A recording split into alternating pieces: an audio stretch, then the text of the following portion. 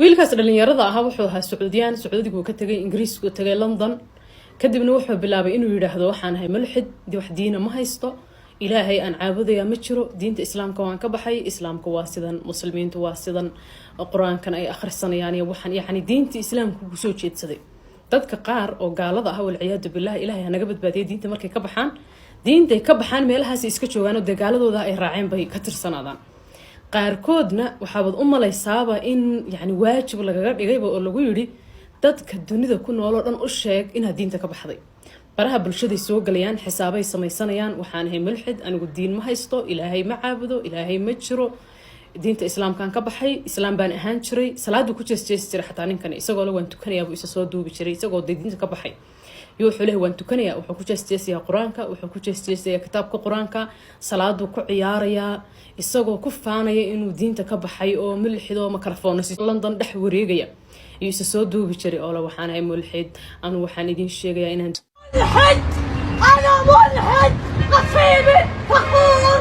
أنا ملحد الإسلام diinta ka baxay diinta islaamka yaan dadka haysta ma wanaagsana ka soo baxa anu waxaan ahay mulxid kol alaala markuu arko qof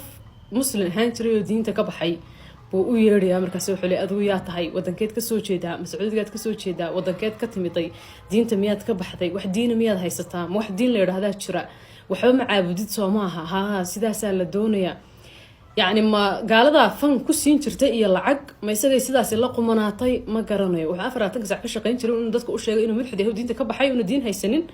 iyo in yani islaamka uu soo wardo xumeeyay dadka muslimiinta inuu aflagaaday diinta islaamka inuu wax ka sheego wax walba oo xun oo maskaxdiisa ku soo dhacay markuu sameeyay wax walba sameeyay oo si kasta yeelay siduu u joogay adduunyadii ba ka hortimid wax walba sameeyay haduu khamri cabayo iyo haduu quraan ku jeesjeesay haduu dad aflagaadeynay iyo wax walba xumaan isagoo sameeyay isoo duubi jiray markii dambe malaha wuxuu sameeyay garan waayay naftiisa uu ku soo jeedsaday uu isdaldalay uu istilay reerkoodii baa lagu yiri marka baqtigi wiilkiina la idin keenaya markaas ay yiraahdeen baqtige ma waxaan diinta ka baxay mar hore isagoo nool baan dayrna bay yiraahdeen waxaas anaga wiilkaygiina ma aha nagamana tirsana mana naqaano shaqo iyo shaqalna kuma lihin mulxid baan ahayd waa kii ku hayay baqtiyada mulxidka meesha mulxidiinta lagu duubo ha lagu daro ama ha la tuuro ama ha lagu yani isaga meesha geynaysan idinka idinta laaweyn anagu ma rabno waxaas wiil nooma aha mana naqaano ilaa dhalinyarada hanoo badbaadiyo dadka qaar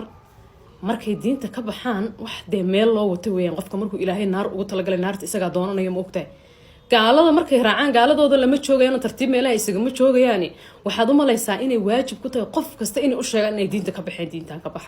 ka baxay aakhirna si xun buu u dhimanayaa isaga isciqaabay marka ciqaabtii aakhiraba isagoo gaadhin buu adduunyada isagii isku xukumay gacmihiisuba isku ciqaabay meel xun ilaahay ku geey